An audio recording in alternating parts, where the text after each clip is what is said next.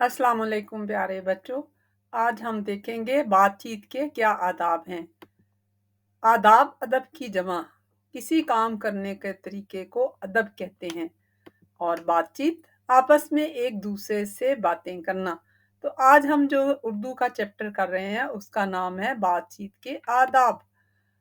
आज फातिमा और अदनान के स्कूल में खेलों का मुकाबला था। फातिमा घर आकर अम्मी जान को इसके बारे में बताने लगी। अभी फातिमा ने बात शुरू ही की थी कि अदनान बोल पड़ा। अम्मी जान, मेरे दोस्तों ने भी इस मुकाबले में हिस्सा लिया था। अम्मी जान ने अदनान को समझाया, बेटा किसी की बात नहीं काटते, ये गुफ्तगू के आदाब के खिलाफ है। अदनान, अम्मी जान गुफ्तगू के आदाब क्या होते हैं? अम्मी जान, बातचीत करते वक्त हम कुछ बातों का ख्याल रखते हैं, उन्हें गुफ्तगू के आदाब कहते हैं।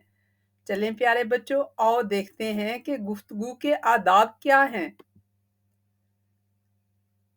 दूसरों की बात नहीं काटनी चाहिए। अगर जरूरी बात कहनी हो तो पहले इजाजत लेनी चाहिए।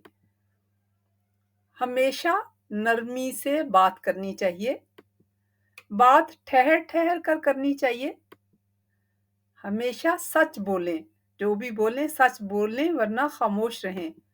बात गुस्से से नहीं करनी चाहिए, आराम से करनी चाहिए। किसी की बुराई नहीं करनी चाहिए, यानी जब भी आपके मुंह से बात निकले किसी की अच्छाई के बारे में निकले। किसी का मजाक नहीं उड़ाना चाहिए। हो सकता है कि जिसका आप मजाक उड़ा रहे हो वो आपसे बेहतर हो, जिसका आपको पता नहीं है।